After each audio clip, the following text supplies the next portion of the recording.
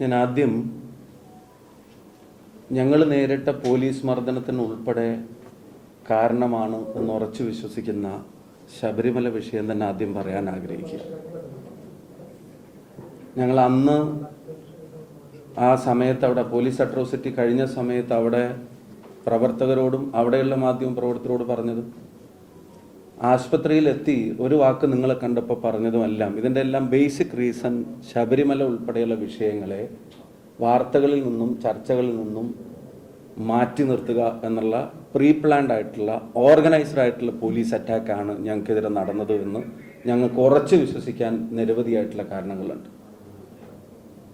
ഇന്ന് നടത്തുന്ന പത്രസമ്മേളനത്തിൽ ആരാണ് വ്യക്തിപരമായി ആ മർദ്ദനത്തിന് നേതൃത്വം നൽകിയതെന്ന് ഉൾപ്പെടെയുള്ള വിവരങ്ങൾ ബഹുമാനപ്പെട്ട മാധ്യമ പ്രവർത്തകരിലൂടെ കേരളത്തിലെ ജനങ്ങളുടെ മുമ്പിൽ പ്രസന്റ് ചെയ്യാൻ ഞങ്ങൾ ആഗ്രഹിക്കുകയാണ്. ഇതിൻ്റെയൊക്കെ റീസൺ എന്ന് പറയുന്നത് ശബരിമല വിഷയം തന്നെയാണ്. ഗവൺമെന്റിന് നിൽക്കക്കള്ളിയില്ലാതെ പിടിച്ചു നിൽക്കാൻ കഴിയാത്ത കൊള്ളയ്ക്കാണ് ദേവസ്വം ബോർഡുകളുടെ അറിവോടെ, ദേവസ്വം അംഗങ്ങളുടെയും പ്രസിഡന്റുമാരുടെയും അനുമതിയോടെ അവിടുത്തെ ഉദ്യോഗസ്ഥരും കുറെ തട്ടിപ്പുകാരും ചേർന്ന് നടത്തിയത് എന്നുള്ളതിൻ്റെ വാർത്തകളാണ് ഓരോ ദിവസവും പുറത്തു വന്നുകൊണ്ടിരിക്കുന്നത്. ഏറ്റവും ഒടുവിൽ ബഹുമാനപ്പെട്ട കോടതി പറഞ്ഞത് ഇപ്പോഴത്തെ ദേവസ്വത്തിനും അതിൻ്റെ ഗൂഢാലോചനയിലും പങ്കാളിത്തം വരെ അന്വേഷിക്കണമെന്നുള്ള തരത്തിലുള്ള പ്രതികരണം കോടതിയുടെ ഭാഗത്തുനിന്നുണ്ടായിരിക്കുകയാണ്. ഇനി ആ ദേവസ്വം ബോർഡിനെ മാറ്റി നിർത്താൻ ഈ ഗവൺമെന്റ് മടിക്കുന്നുണ്ടെങ്കിൽ അതിൻ്റെ കാരണം ദേവസ്വം ബോർഡ് കൊണ്ട് ഇതിൻ്റെ പങ്കാളിത്തം അവസാനിക്കുന്നില്ല. മുൻ മന്ത്രിമാർ, ഇപ്പോഴത്തെ മന്ത്രി ഉൾപ്പെടെയുള്ള ആളുകൾക്ക് പലതും മറച്ചു വെക്കാനുള്ളത് കൊണ്ടാണ് കോടതി അത്ര സ്ട്രോങ് ആയിട്ടുള്ളൊരു നിരീക്ഷണം നടത്തിയിട്ട് പോലും ഇപ്പോഴും ആ ദേവസ്വം ബോർഡിനെ പിരിച്ചുവിടാൻ, അവരോട് രാജി ആവശ്യപ്പെടാൻ, പിരിച്ചുവിടാൻ സാങ്കേതികമായിട്ട് ഗവൺമെന്റിന് കഴിയുന്നില്ലെങ്കിൽ അവരോട് പൊളിറ്റിക്കൽ അപ്പോയിന്റ്മെന്റ് ആണ്, രാജി ആവശ്യപ്പെടാൻ ഗവൺമെന്റ് മടിക്കുന്നതിന്റെ പിന്നിലെ കാരണം അത് ദേവസ്വം ബോർഡ് പ്രസിഡന്റിലും ഇതിന്റെ ഗൂഢാലോചന നിൽക്കുന്നില്ല എന്നുള്ള ഭയം തന്നെയാണ്. അപ്പൊ കട്ടവന്മാർ ദേവസ്വം ബോർഡിലുണ്ട്, കട്ടവന്മാർ സർക്കാരിലുമുണ്ട്, കൊള്ളയിൽ പങ്കുപറ്റിയവരുടെ സർക്കാരാണ് ഉള്ളത് എന്നുള്ളതുകൊണ്ടാണ് ഇപ്പോഴും ഈ ദേവസ്വം ബോർഡ് കേരളത്തിലെ ജനങ്ങളെ വെല്ലുവിളിച്ചുകൊണ്ട് ദേവസ്വം ബോർഡും അതിൻ്റെ പ്രസിഡന്റും തുടരുന്നത്. ഒരു കാര്യം നമുക്ക് എല്ലാവർക്കും അറിയാം, ശ്രീകോവിലിന്റെ ഉള്ളിലേക്ക് നോക്കുമ്പോൾ ഒരു അയ്യപ്പ ഭക്തൻ കാണുന്നത് പൊന്നയ്യപ്പനെയാണെങ്കിൽ ഈ ഗവൺമെന്റും അതിൻ്റെ പ്രതിനിധികളും ദേവസ്വം ബോർഡും കാണുമ്പോൾ അതിൻ്റെ പൊന്നു മാത്രമാണ് ഇവർ കണ്ടത് എന്നുള്ളത് കഴിഞ്ഞ വർഷങ്ങളിൽ നിന്ന് ഉണ്ടായ ഓരോ ഇൻസിഡന്റും നമ്മളോട് പറയാം. ഏറ്റവും ഒടുവിൽ തിരുവാഭരണ കമ്മീഷണർ ദക്ഷിണേന്ത്യയിൽ ഒരിടത്തും ഇത്തരത്തിൽ ഈ പറയുന്ന ജോലി ചെയ്യാൻ ടെക്നിക്കലി ക്വാളിഫൈഡ് ആയിട്ടുള്ള ഒരു ഏജൻസിയും ഇല്ല എന്ന് റിപ്പോർട്ട് ചെയ്തിട്ട് 7 ദിവസത്തിനകം അവർക്ക് തന്നെ ഇത് കൊടുക്കണമെന്ന് ദേവസ്വം ബോർഡ് പ്രസിഡന്റ് ഉൾപ്പെടെയുള്ള ആളുകൾ ഉത്തരവിടുന്നതിൻ്റെ കാരണം ഇത് പുറത്തു വരുമെന്നറിഞ്ഞ് കഴിഞ്ഞ കാലങ്ങളിലെ തട്ടിപ്പുകൾ മറച്ചു വെക്കാനുള്ള അവസാന ശ്രമം നടത്താനായിരുന്നു എന്നുള്ളതാണ്. കോടതിയുടെ ഇടപെടലോടെ അതും കൂടിയാണ് പൊളിഞ്ഞിരിക്കുന്നത്. അപ്പോൾ ഇത് വളരെ ഓർഗനൈസ് ചെയ്ത, എന്നുവെച്ചാൽ അയ്യപ്പന്റെ പൊന്നുരുക്കി ജീവിക്കാൻ തീരുമാനിച്ച ആളുകൾ അവർ നടത്തുന്ന തട്ടിപ്പിന് ദേവസ്വം ബോർഡിന്റെ പ്രസിഡന്റ്, അതിൻ്റെ മേലെയുള്ള സർക്കാർ കൂട്ടുനിന്നതിൻ്റെ കഥകളാണ് ഓരോ ദിവസവും പുറത്തു വന്നുകൊണ്ടിരുന്നത്. ഇത് കേരളത്തിലെ വിശ്വാസിയും അവിശ്വാസിയും ക്ഷമിക്കില്ല എന്ന കാര്യത്തിന് സംശയം വേണ്ട. ഇത് വിശ്വാസികൾ മാത്രമല്ല, അവിശ്വാസിക്കും ക്ഷമിക്കാൻ കഴിയാത്ത പാതകമാണ് ഈ ഗവൺമെന്റ് ചെയ്തിട്ടുള്ളത്. അതാണ് ഈ ഗവൺമെന്റ് തുടരുന്നത്. ഇതിനെ മറച്ചു വെക്കാൻ വേണ്ടിയാണ് ഓരോ ഇൻസിഡൻസും ഉണ്ടാക്കുന്നത്. ഇതിനെ മറച്ചു വെക്കാൻ വേണ്ടിയാണ് പേരാമ്പ്രയിൽ ഉൾപ്പെടെ ഒരു പ്രൊവോക്കേഷനും ഇല്ലാത്ത തലത്ത് വലിയ തോതിലുള്ള പോലീസ് ബ്രൂട്ടാലിറ്റിക്ക് നേതൃത്വം നൽകുന്നത്. ഞാനൊരു കാര്യം പറയാം, ഞാൻ സമരത്തിൽ പങ്കെടുക്കുന്ന ആദ്യമായിട്ടല്ല. എനിക്ക് എൻ്റെ പ്രായത്തിനനുസരിച്ചിട്ടുള്ള രാഷ്ട്രീയ പ്രവർത്തനത്തിന് എനിക്ക് ഏതാണ്ട് 21 വർഷത്തെ KSU പ്രവർത്തനം നടത്തി, 22 വർഷത്തിലധികം KSU പ്രവർത്തനം നടത്തിയിട്ട് ഒരാളാണ്. അന്നു മുതൽ ഇന്ന് വരെ സമരങ്ങളിൽ പങ്കെടുത്തിട്ടുണ്ട്, ചിലപ്പം ജയിലിൽ പോയിട്ടുണ്ട്, ചിലപ്പോൾ മർദ്ദനമേൽക്കേണ്ടി വന്നിട്ടുണ്ട്. എൻ്റെ തല, ഞാൻ MLA ആയിരിക്കുമ്പോൾ തിരുവനന്തപുരത്ത് നടത്തിയ ഒരു സമരത്തിൽ എൻ്റെ തല ഈ പിണറായി വിജയൻ്റെ പോലീസിനെ തല്ലിപ്പൊളിച്ചിട്ടുണ്ട്, നിങ്ങൾക്ക് എല്ലാവർക്കും അറിയാവുന്നതാണ്. ഇപ്പം ഇവിടെ അപ്പോൾ എനിക്ക് മർദ്ദനമേറ്റത് അതുകൊണ്ട് മാത്രമാണ് ഈ സംഭവം, അതല്ല. ഇതിൻ്റെ റീസൺ ആണ്. ഞങ്ങളെ അങ്ങനെ ഒരു മർദ്ദനത്തിന് അവരെ പ്രൊവോക്ക് ചെയ്തതിൻ്റെ റീസണിലേക്ക് തന്നെയാണ്, അതിൻ്റെ പൊളിറ്റിക്കൽ റീസണിലേക്ക് തന്നെയാണ് ഞങ്ങൾ വിരലിൽ ചൂണ്ടാൻ ആഗ്രഹിക്കുന്നത്. അതെങ്ങനെ പ്രവർത്തിച്ചു എന്നാണ് ഈ പത്രസമ്മേളനത്തിൽ ഞങ്ങൾ പറയാൻ ആഗ്രഹിക്കുന്നത്.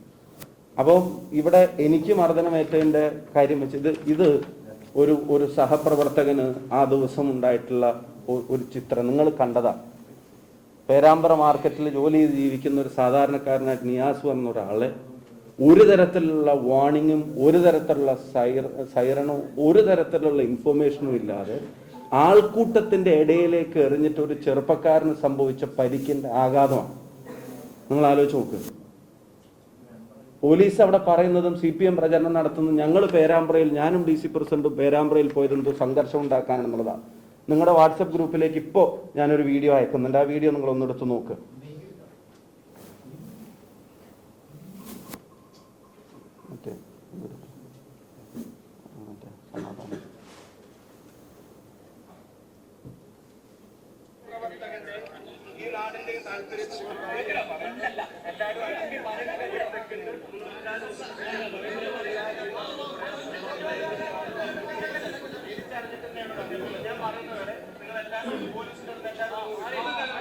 ഞങ്ങൾ രണ്ടാൾ അവിടെ ചെന്നിട്ട് അവിടുന്ന് ആദ്യം പറയുന്നത് ഈ നാടിന്റെ സമാധാനത്തിനും താല്പര്യത്തിനും അല്ലെങ്കിൽ നാടിന്റെ താല്പര്യത്തിനും വേണ്ടിയുള്ള തീരുമാനമാണ് നമ്മൾ എടുക്കേണ്ടത്. നിങ്ങൾ പോലീസിൽ നിന്ന് അകന്നു നിൽക്കണം. അവിടെ സംഘർഷം ഉണ്ടാവേണ്ട കാര്യമില്ല എന്നുള്ളത് ഈ സംഘർഷമൊക്കെ ഉണ്ടാവുന്നതിന്റെ മുമ്പ് അവിടെ ചെന്നെന്ന് പറഞ്ഞതാ. ഞങ്ങളത് എസ്കലേറ്റ് ചെയ്യാൻ പോയവരല്ല. ഞങ്ങൾ രാവിലെ വടകരയിലെ കൺവെൻഷൻ കഴിഞ്ഞ്, ഞങ്ങൾ നാദാപുരത്തെ കൺവെൻഷൻ കഴിഞ്ഞ്, കൊയിലാണ്ടിയിലെ കൺവെൻഷൻ കഴിഞ്ഞ്, ശബരിമല ജാഥയുമായി ബന്ധപ്പെട്ട സമരത്തിന്റെ യോഗം പേരാമ്പ്രയിലെ ഓഡിറ്റോറിയത്തിൽ വിളിച്ചു ചേർത്തതിൽ പങ്കെടുക്കാൻ പോയപ്പോൾ അതിന്റെ തലേ ദിവസം മുതൽ അവിടെ ഉണ്ടാവുന്ന പോലീസ് അട്രോസിറ്റീസിന്റെ കാരണം ഞാൻ ഒരു കാര്യം ചോദിക്കുക, ഞാൻ അവിടെ വന്നിട്ടാണ് സംഘർഷം ഉണ്ടായത്. ഞാൻ അവിടെ ചെല്ലാത്ത തലേ ദിവസം പോലീസ് അവിടെ നടത്തിയ കാര്യങ്ങൾ നിങ്ങൾക്ക് റിപ്പോർട്ട് ചെയ്താൽ 6 റൗണ്ട് ടിയർ ഗ്യാസും ഗ്രനേഡും അവിടെ പോലീസ് ഉപയോഗിച്ചത്. അവിടെ ഒരു കോളേജ് ഇലക്ഷൻ ജയിച്ചിട്ട് 25 വോട്ടിന് ചെയർമാൻഷിപ്പ് ജയിച്ച 3 തവണയാണ് കോളേജിനകത്ത് പോലീസിന്റെ സാന്നിധ്യത്തിൽ ഇത് എണ്ണിക്കുന്നത്. എന്ന് വെച്ചാൽ ജയിച്ചതിന്റെ ഒരു പ്രകടനം പോലും ടൗണിലേക്ക് ഇറങ്ങരുത് എന്നുള്ള പിടിവാശി. ആ പ്രകടനം അന്ന് നടത്താൻ സമ്മതിച്ചില്ല. പിറ്റേ ദിവസം പെർമിഷൻ എഴുതി കൊടുത്ത് പിറ്റേ ദിവസം പെർമിഷൻ നടത്താൻ പ്രകടനം നടത്താൻ സമ്മതിക്കുന്നില്ല. അവിടെ അന്നും CPM പ്രകടനം നടത്തുന്നു, പിറ്റേ ദിവസവും പ്രകടനം നടത്തുന്നിട്ട് FIR എഴുതി വെച്ചിരിക്കുകയാണ് 500ഓളം LDF പ്രവർത്തകർ പ്രകടനം നടത്തി പിരിഞ്ഞുപോയി. UDF പ്രകടനം നടത്തുമ്പോൾ ഗതാഗത തടസ്സം ഉണ്ടാവുന്നു, പിന്നെ നടയാത്രക്കാർക്ക് തടസ്സം ഉണ്ടാവുന്നു, അവിടെ ട്രാഫിക് ബ്ലോക്ക് ഉണ്ടാവുന്നു, ജനങ്ങൾക്ക്. ഇത് തൊട്ട് മുമ്പ് അവരുടെ പ്രകടനത്തിന് ഇതൊന്നും ബാധകമല്ല. FIR പോലും വല്ല പാർട്ടി സ്റ്റേറ്റ്മെന്റ്, പൊളിറ്റിക്കൽ സ്റ്റേറ്റ്മെന്റ് എഴുതുന്ന പോലെയല്ലേ പോലീസ് അവിടെ കാര്യങ്ങൾ ചേർത്തത്. ഞങ്ങളത് എസ്കലേറ്റ് ചെയ്യാൻ പോയതല്ല, പ്രശ്നം ഉണ്ടാക്കരുതെന്ന് പറഞ്ഞു. ഇനി പ്രശ്നം ഉണ്ടാക്കരുതെന്ന് പറഞ്ഞതിന്റെ കാര്യം കൂടെ നിങ്ങൾ ആലോചിച്ച് നോക്കുക.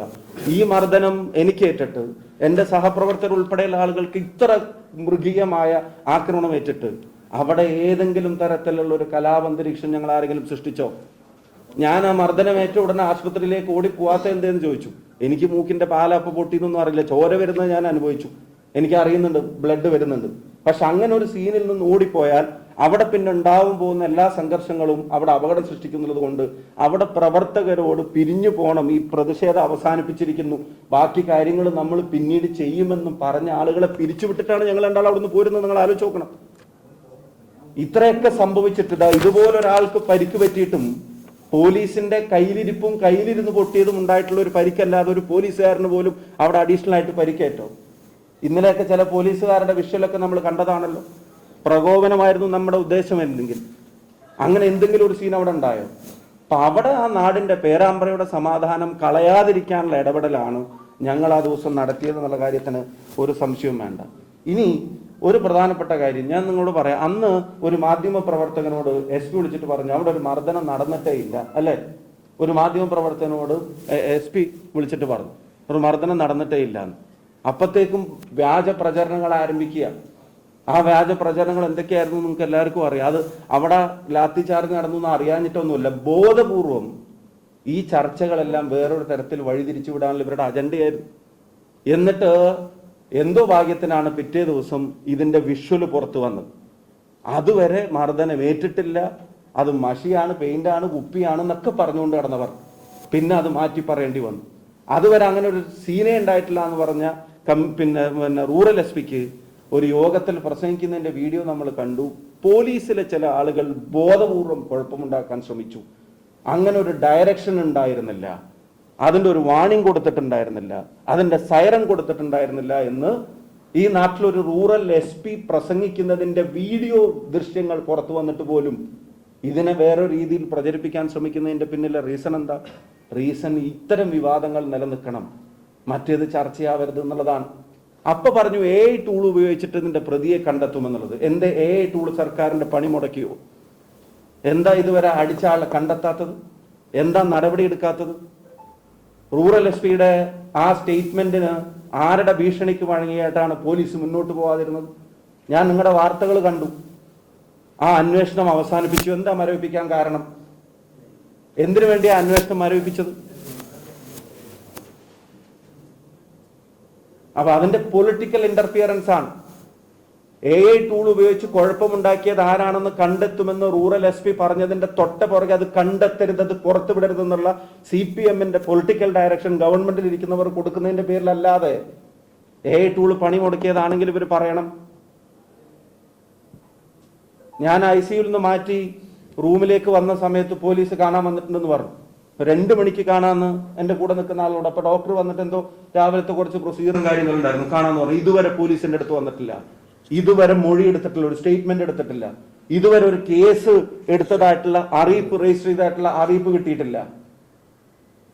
അപ്പൊ അതൊക്കെ ചെയ്യുമെന്ന് പ്രഖ്യാപിച്ച റൂറൽ SPയുടെ വീഡിയോ പുറത്തു വന്ന ശേഷം പിന്നെ ആരുടെ ഇടപെടലാണ് ഇത് ചെയ്യരുതെന്നുള്ള നിർദ്ദേശം ആരാണ് കൊടുത്തത്?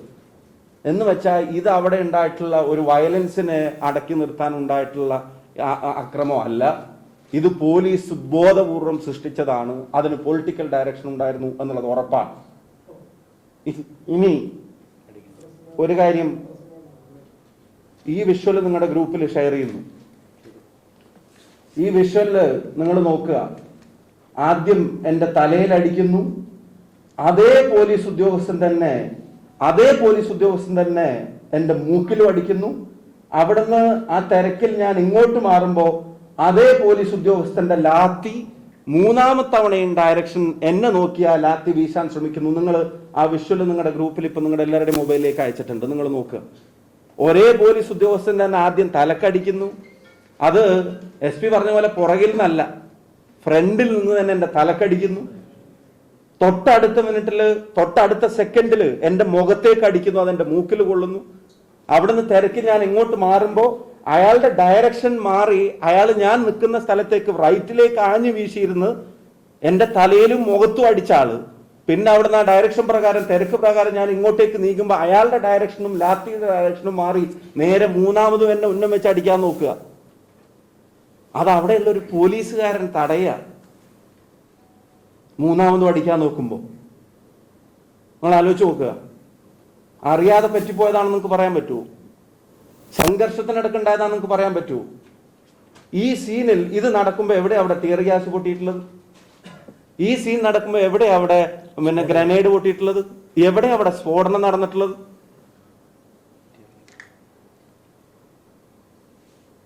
നിങ്ങൾ ആലോചിച്ച് നോക്ക്. ഇതാ തലയിൽ അടി കൊള്ളുന്നു, അതിന്റെ ശേഷം നേരെ മൂക്കിലേക്ക് അടിക്കുന്നു. ഇത് കഴിഞ്ഞ് ഇങ്ങോട്ടേക്ക് തിരിയുമ്പോ ഈ അടിക്കുന്ന ആളുടെ ഡയറക്ഷൻ നേരെ എന്നെ ലാക്കാക്കി പിന്നെ അടുത്തതും വരിക. എന്നിട്ട് അറിയാതെ ഒരു തിക്കിന്റെ തിരക്കിന്റെ ഇടയിൽ സംഭവിച്ച അവിടെ എന്തെങ്കിലും വലിയ സീൻ നിങ്ങൾ കാണുന്നുണ്ടോ? വലിയൊരു ലാത്തി ചാർജിനുള്ള എന്തെങ്കിലും ഒരു കല്ലേറ് പോലീസിനെതിരെ ഉണ്ടായിട്ടുണ്ടോ? ഏതെങ്കിലും ഒരു പോലീസുകാരന്, ഞാൻ ആവർത്തിച്ചു പറയുന്നു, അവരവരുടെ കയ്യിലിരുന്ന് പൊട്ടിയതും കൊണ്ടുണ്ടായ പരിക്കല്ലാതെ ഏതെങ്കിലും ഒരു പോലീസുകാരന് UDFന്റെ പ്രവർത്തകരുടെയോ നേതൃത്വത്തിന്റെ ഇടപെടലിന്റെ പേരിൽ സീരിയസ് ആയ എന്തെങ്കിലും ഒരു പരിക്ക് അവിടെ പറ്റിയിട്ടുണ്ടോ? ഇനി നിങ്ങൾ അടുത്തത് നിങ്ങൾ ഗ്രനേഡിന്റെ കാര്യം പറയുന്നു. നിങ്ങൾ നോക്കുക, DYSP ഹരിപ്രസാദ് അതിന്റെ വിഷ്വൽ നിങ്ങൾക്ക് അയച്ചിരുന്നു. DYSP ഹരിപ്രസാദിന്റെ കയ്യിൽ ആ ഗ്രനേഡ് അല്ലെങ്കിൽ ടിയർ ഗ്യാസ്, അവരുടെ കയ്യിൽ അതേ സമയം തന്നെ ലാത്തി. ഈ ഗ്രനേഡ് കയ്യിൽ വെച്ചിട്ട് ആ ലാത്തി വെച്ചുകൊണ്ട് അടിക്കാൻ ശ്രമിക്കുന്നതിന്റെ വിഷ്വൽ നിങ്ങൾ കാണുക. ഇത് നിങ്ങൾ ശ്രദ്ധിക്കുക. ഒരു കയ്യിൽ ഗ്രനേഡ്, ഒരു കയ്യിൽ ലാത്തി. DYSPയുടെ കയ്യിലുള്ള ലാത്തി മറ്റേ ചൂരല്ലാത്തിയായിരുന്നു. തിരിച്ചറിയാനുള്ള എളുപ്പത്തിന് ഞാൻ പറയാം. ഗ്രനേഡ് കയ്യിൽ വെച്ചിട്ട് ലാത്തിയും വെച്ചിട്ട് ആ ആൾക്കൂട്ടത്തിന്റെ ഇടയിൽ നിന്ന് ആളുകളെ തല്ലാൻ നോക്കുക. FIR-നകത്ത് വരെ പറയുന്നുണ്ട് ഗ്രനേഡ് പാർട്ടിയിൽപ്പെട്ട ചില ആളുകൾ എന്നവർ പറയുന്നുണ്ട്. ഗ്രനേഡ് പാർട്ടിയിൽപ്പെട്ട ആളുകൾ ഉണ്ടെങ്കിൽ പിന്നെ DYSP എന്തിനാ ഗ്രനേഡ് കയ്യിൽ കൊണ്ടു നടക്കുന്നത്? ആ ഓർഡർ പരിശീലിക്കണം.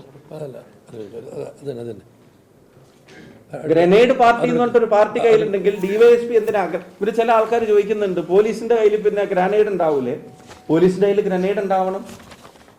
ആ പോലീസിന് എക്സ്ക്ലൂസീവായി ഗ്രനേഡിൽ പരിശീലനം കൊടുത്ത ആളുകൾ ഇതാ ഇതിനകത്ത് കൃത്യമായിട്ട് പറയുന്നുണ്ട്. ഡിവൈഎസ്പി ഹരിപ്രസാദിന്റെ കൂടെ ഉണ്ടായിരുന്ന പോലീസ് പാർട്ടിയുടെ കൈവശമുണ്ടായിരുന്ന ഗ്രനേഡ്, പിന്നെ ബലം പ്രയോഗിക്കുന്ന അക്രമാസക്തരായ ജനക്കൂട്ടത്തെ പിരിച്ചുവിടുന്നതിന് ഉപയോഗിക്കുന്നതിനായി കൈവശം വെച്ച ഗ്രനേഡ് ജനക്കൂട്ടവുമായുള്ള ബലപ്രയോഗത്തിലൂടെ പിന്ന് ലൂസായി താഴെ വീണ് ഊരിപ്പൊട്ടിയതിൽ ഹരിപ്രസാദിന്റെ കൈക്ക് ഗുരുതരമായി പരിക്കേൽക്കുന്നുണ്ടായിരുന്നു എന്ന് എഴുതിയിരിക്കുക. അപ്പൊ ഗ്രനേഡ് പാർട്ടിയുടെ കയ്യിലല്ല, ഹരിപ്രസാദിന്റെ കയ്യിലാണ് ഈ സാധനം ഉണ്ടായിരുന്നത്. ജനക്കൂട്ടമായിട്ടുള്ള തിക്കും തിരക്കും അല്ല. ഇത് കയ്യിൽ വെച്ച്, ലാത്തിയും കയ്യിൽ വെച്ച് അതുകൊണ്ട് പിന്നെ മർദ്ദിക്കാനും ശ്രമിക്കുക. എന്നിട്ട് അതിനകത്ത് പോലീസിന്റെ വീഴ്ച ഇല്ലെങ്കിൽ, പോലീസ് 16-ാം തീയതി ഇറക്കിയ സർക്കുലർ എന്താ? എല്ലാ STPOസിനും SHOസിനും കോഴിക്കോട് റൂറലിലെ ട്രാഫിക് യൂണിറ്റ്സിനും കൺട്രോൾ റൂമിനും വടകര THQനും ഉൾപ്പെടെയുള്ള ആളുകൾക്കുള്ളത്. വടകരയിലെ രാവിലെ 7 മണി മുതൽ ഗ്രനേഡ് ത്രോയിങ് പ്രാക്ടീസായി DHQയിൽ താഴെ കാണിച്ച സമയങ്ങളിൽ ഓരോ സബ് ഡിവിഷനിൽ നിന്നും എത്തിച്ചേരാൻ ജില്ലാ പോലീസ് മേധാവി അറിയിക്കുന്നു എന്ന് വെച്ചാൽ ഇത് മര്യാദക്ക് എറിയാൻ ഇവന്മാർക്ക് അപ്പൊ കഴിഞ്ഞിട്ടില്ല എന്നുള്ളത് മനസ്സിലായിട്ട് ഇൻസിഡന്റിന് ശേഷം ഇത് പരിശീലിപ്പിക്കാൻ സർക്കുലർ ഇറക്കുന്ന പോലീസ് അവരെടുത്ത് വീഴ്ച പറ്റിയിട്ടില്ലെങ്കിൽ ഞങ്ങൾ ബോംബ് എറിഞ്ഞിട്ടാണ് ആർക്കെങ്കിലും പരിക്കേറ്റതെങ്കിൽ ഇങ്ങനെ ഒരു സർക്കുലർ കേരളത്തിന്റെ പോലീസ് ഇറക്കേണ്ട കാര്യമുണ്ടോ? കോഴിക്കോട്ടെ പോലീസ് ഇറക്കേണ്ട കാര്യമുണ്ടോ? ഇപ്പൊ നിങ്ങൾ ഈ ഗ്രനേഡ് പാർട്ടി എന്നൊക്കെ പറഞ്ഞിട്ട് ഡ്യൂട്ടിക്ക് കൊണ്ടുവരുന്നവരെന്തിനാ? ഇനി ഗ്രനേഡും ടിയർ ഗ്യാസും, ഞാൻ നിരവധി സമരങ്ങളിൽ പങ്കെടുത്തിട്ടുണ്ട്. ഞാൻ തിരുവനന്തപുരത്തും സെക്രട്ടേറിയറ്റിലും അസംബ്ലിയിലും എല്ലായിടത്തും സമരങ്ങളിൽ പങ്കെടുത്തു. പല കളക്ടറേറ്റിലും കേരളത്തിലെ KSU സംസ്ഥാന പ്രസിഡന്റ് ആയിരുന്നു, യൂത്ത് കോൺഗ്രസ് സംസ്ഥാന പ്രസിഡന്റ് ആയിരുന്നു. ഞാൻ ആദ്യമായിട്ട് സമരങ്ങൾ കാണുന്നവനും അല്ല, ആദ്യമായിട്ട് സമരങ്ങളിൽ പങ്കെടുക്കുന്നവരും അല്ല. ഒരു ഗ്രനേഡ് എറിയുന്നതിന് മുമ്പുള്ള വാണിംഗ് എന്തൊക്കെയാണ്? ടിയർ ഗ്യാസ് എറിയുന്നതിന് മുമ്പുള്ള വാണിംഗ് എന്തൊക്കെയാണ്? ടിയർ ഗ്യാസ് എറിയുന്നതിന്റെ മുമ്പ് ഗ്യാപ്പും സമരക്കാരുടെയും പോലീസിന്റെയും ഇടയിലുള്ള ഗ്യാപ്പിലേക്കാണ് സാധാരണ അത് എറിഞ്ഞ് ആളുകളെ പിരിച്ചുവിടാൻ ശ്രമിക്കുന്നതിന് പകരം പരിക്കേൽപ്പിക്കാൻ ബോധപൂർവം ആൾക്കൂട്ടത്തിന്റെ ഇടയിലേക്ക് തലയിലേക്കും മുഖത്തേക്കും എറിയുന്ന ക്രൂരത പിണറായി വിജയന്റെ പോലീസ് കാണിക്കുന്നതിനെ ചോദ്യം ചെയ്യാതിരിക്കാൻ പറ്റുമോ? ഇത് നിങ്ങൾ കാണുക, കയ്യിൽ ഗ്രനേഡ് വെച്ചിട്ട് ലാത്തിയും വെച്ചിട്ടാണ് അടിക്കുന്നത്. ഇനി ഈ കക്ഷി ആശുപത്രിയിൽ വന്നപ്പോൾ ചോദിച്ചൊരു ചോദ്യം, അത് നിങ്ങൾ കണ്ടു കാണും, അത് നിങ്ങളുടെ ഗ്രൂപ്പിലേക്ക് അയച്ചു. അതെവിടെ? ഈ ഡിവൈഎസ്പി ഹരിപ്രസാദ് ആശുപത്രി വന്നപ്പോൾ ഉടനെ ചോദിക്കുക, എന്തായി, MP അഡ്മിറ്റ് ആയോ? അയാൾ ആശുപത്രിയിലാണ്. അപ്പൊ MP അഡ്മിറ്റ് ആക്കണമെന്ന് നേരത്തെ തീരുമാനിച്ചിട്ടുണ്ടായിരുന്നോ?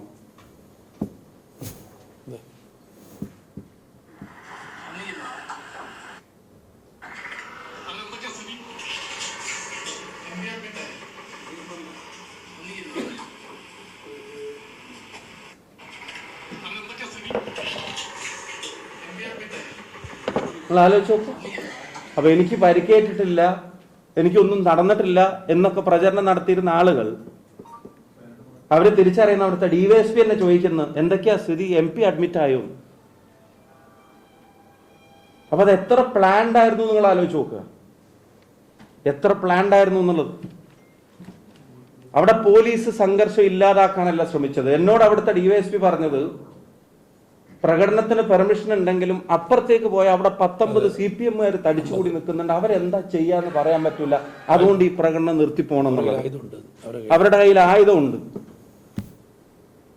ബിൽഡിങ്ങിന്റെ മേലെന്നൊക്കെ എന്നോട് നേരിട്ട് പറയാം, ബിൽഡിങ്ങിന്റെ മേലെന്നൊക്കെ എന്താ അവർ ചെയ്യാന്ന് പറയാൻ പറ്റില്ല എന്നൊരു പോലീസ് ഉദ്യോഗസ്ഥൻ എന്നോട് വന്നിട്ട്, DYSP റാങ്കിലുള്ള ഒരു ഉദ്യോഗസ്ഥൻ എന്നോട് വന്നിട്ട് പറയാം, DCC പ്രസിഡന്റിനോട്. അതുകൊണ്ടാണ് അത്ര ഞങ്ങളുടെ പ്രകടനം അനുവദിക്കാത്തത്. അപ്പൊ അവിടെയുള്ള ഈ പോലീസുകാരെല്ലാവരും, ഇപ്പുറത്തുള്ള പോലീസിന്റെ ഭാഷയിൽ പറഞ്ഞാൽ 700 ആളോ അല്ലെങ്കിൽ അതിൽ കൂടുതൽ ആളുകളോ, അവരെ തടയുന്നതിന് പകരം ആയുധം ഉണ്ടെന്ന് അവര് പറയുന്ന, അക്രമം നടത്തുമെന്ന് അവര് പറയുന്ന CPM പ്രവർത്തകർ അവിടുന്ന് പിരിച്ചുവിടാനല്ലേ ശ്രമിക്കേണ്ടത്? അവിടെ ഒറ്റ CPM-കാരുണ്ടായിരുന്നില്ല എന്നൊക്കെ ചില ഭരണവിലാസം യുവജന സംഘടനകളുടെ ആളുകൾ വലിയ വായിൽ കരയുന്നൊക്കെ നമ്മൾ കേട്ടു. പക്ഷെ പോലീസിന്റെ സ്റ്റേറ്റ്മെന്റ് ഉണ്ട്, പോലീസ് ഞങ്ങളോട് പറഞ്ഞ കാര്യങ്ങളുണ്ട്. അത് നിങ്ങൾ ആലോചിച്ച് നോക്കുക. FIR-ൽ അതിനകത്ത് എഴുതിയിട്ടുണ്ട് അവരുടെ പ്രകടനത്തെ സംബന്ധിച്ച്. നിങ്ങൾ ആലോചിക്കുക. ഇനി അടിച്ച പോലീസുകാരൻ ആരാണ്? നിങ്ങൾ ഒരാൾ ഫുൾ സ്ലീവ് മടക്കി വെച്ചിട്ട് ഒരു പോലീസുകാരൻ അടിക്കുന്നത് നിങ്ങൾ കണ്ടു, അതിന്റെ പുറകിലെ വിഷ്വൽ നിങ്ങൾ കണ്ടു, അതിന്റെ ഹെൽമെറ്റിന്റെ കളർ നിങ്ങൾ കണ്ടു, നിങ്ങൾക്ക് അയച്ച വീഡിയോയിലുണ്ട്. ഇനി അതിന്റെ ഫ്രണ്ട് വിഷ്വൽ, നേരത്തെ അടിച്ചതിന്റെ ഫ്രണ്ട് വിഷ്വലും നേരത്തെ മർദ്ദനത്തിന്റെ ദൃശ്യങ്ങളുമായിട്ട് ബന്ധപ്പെട്ട് പിന്നെ നിങ്ങൾക്ക് അയച്ചു തന്നിട്ട് ഗ്രൂപ്പിൽ ഒന്നും കൂടി അയക്കാം. ആ പോലീസുകാരനെ സൂം ചെയ്യുമ്പോൾ കാണുന്നത് ഈ മുഖമാണ്.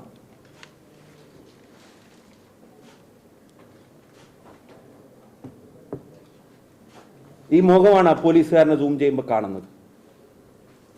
നിങ്ങളുടെ ഫോണുകളിലേക്ക് അതിന്റെ വീഡിയോയും മറ്റു ഡീറ്റെയിൽസും എല്ലാം അയച്ചു തരാം. കിട്ടിയില്ലേ? ഇനി ഇതിന്റെ ഒരു കാര്യം നിങ്ങൾ ആലോചിക്കാം. ഞാൻ രണ്ടാമത് പോലീസിന്റെ അടുത്ത് ചെന്നിട്ട് അതിന്റെ ഫ്രണ്ടില് ഞാനും DCC പ്രസിഡന്റ്, ഞാൻ പ്രവർത്തകരോട് പറഞ്ഞു ഒരാളും പ്രൊവോക്ഡ് ആവരുത്. അപ്പൊ നിങ്ങളെ അടിച്ചു, MP അടിച്ചു, ഞാൻ പറഞ്ഞു അത് നമുക്ക് ലീഗലി അത് കൈകാര്യം ചെയ്യാൻ സാധിക്കും, നിങ്ങളൊരാളും പ്രൊവോക്ഡ് ആവരുത്. ഞാൻ അപ്പോഴും രണ്ടാമത് പരിക്കേറ്റ് നിൽക്കുമ്പോഴും ഞാൻ അതാണ് അവരോട് പറഞ്ഞു, നിങ്ങൾ പ്രൊവോക്ഡ് ആവരുത്, ഇത് ലീഗലി കൈകാര്യം ചെയ്യാൻ നമുക്ക് സാധിക്കും, ജനങ്ങളുടെ മുമ്പിൽ ഇത് എക്സ്പോസ് ചെയ്യാൻ നമുക്ക് സാധിക്കും, അതുകൊണ്ട് ഞങ്ങൾ രണ്ടുപേരും പോയി സംസാരിക്കാം, നിങ്ങൾ ഇവിടെ നിൽക്കണം എന്ന് പറഞ്ഞ് പ്രവർത്തകരെ മാറ്റി നിർത്തിയിട്ട് ഞങ്ങൾ അവിടെ ചെല്ലുമ്പോൾ ഈ മുൻനിരയിൽ നിൽക്കുന്ന ഒരുത്തനോട് ഞാൻ ചോദിച്ചു, താനല്ലേ എന്നെ മർദ്ദിച്ചതെന്ന് ഞാൻ അവിടെ ചോദിച്ചപ്പോ അയാൾ അപ്പൊ എത്ര ആളുകളുടെ ഇടയിൽ എന്നോട് പറഞ്ഞു, ഞാൻ ഇതിന്റെ മുമ്പിൽ ഉണ്ടായിട്ടേ ഇല്ല സാറേ, ഞാൻ ബാക്കിലാണ് നിന്നിരുന്നെന്നുള്ളത്. പിന്നെ ഞാൻ വിഷ്വല് പരിശോധിക്കുമ്പോഴും മുഖം കാണുമ്പോഴും ഞാൻ ആ ചോദിച്ച വ്യക്തി തന്നെയാണ് മുമ്പിൽ ഉണ്ടായിരുന്നതും മർദ്ദിച്ചതും അതിന് നേതൃത്വം നൽകിയതും എന്നുള്ളത്. അതിന്റെ വിഷ്വലും ഞാൻ നിങ്ങൾക്ക് അയച്ചിട്ടുണ്ട്. അപ്പൊ ആരാണ് അടിച്ചതെന്ന് കണ്ടെത്താൻ പിണറായി വിജയൻ സർക്കാരിന്റെ പണിയെടുക്കാത്ത AI ടൂളിന്റെ ആവശ്യമൊന്നുമില്ല. 6 ഇഞ്ച് മൊബൈൽ സ്ക്രീനിൽ ആ വീഡിയോ 4 വട്ടം അങ്ങോട്ടും ഇങ്ങോട്ടും തിരിച്ചു നോക്കുമ്പോൾ ഇത് അതിന്റെ ഫ്രണ്ട് വിഷ്വൽ നിങ്ങൾ കാണുക. അയാൾ മർദ്ദിക്കുന്നതിന്റെ ഫ്രണ്ട് വിഷ്വൽ.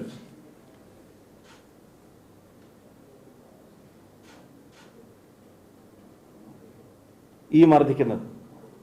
ഇനി മർദ്ദിക്കുന്ന ഉദ്യോഗസ്ഥൻ ആരാണെന്നുള്ളൊരു അന്വേഷണം ഞങ്ങൾ നടത്തി.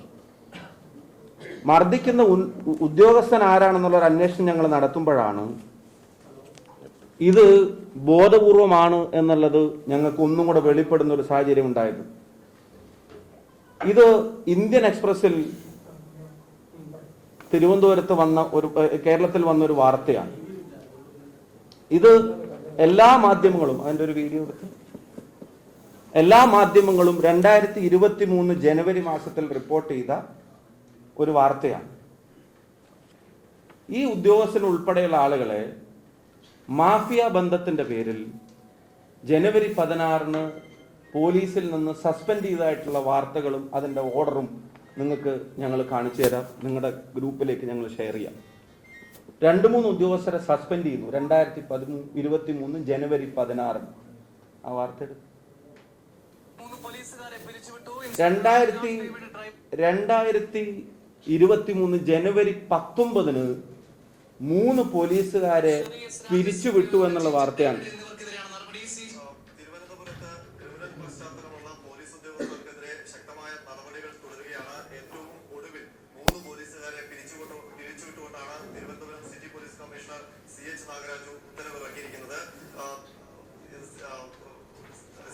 Abhilash David, police driver Sherry S Raj, traffic സ്റ്റേഷനിലെ പോലീസുകാരൻ റെജി ഡേവിഡ് എന്നിവരെയാണ് ഇപ്പോൾ സിറ്റി പോലീസ് കമ്മീഷണർ പിരിച്ചുവിട്ടുകൊണ്ട് ഉത്തരവിറക്കിയിരിക്കുന്നത്. ഇതിൽ CA ആയ അഭിലാഷ് ഡേവിഡ് ഇപ്പോൾ നിലവിൽ റെയിൽവേ പോലീസ് CA ആയിരുന്നു. ഗുണ്ടാബന്ധത്തിന്റെ പേരിൽ ഇപ്പോൾ സസ്പെൻഷനിലാണ്.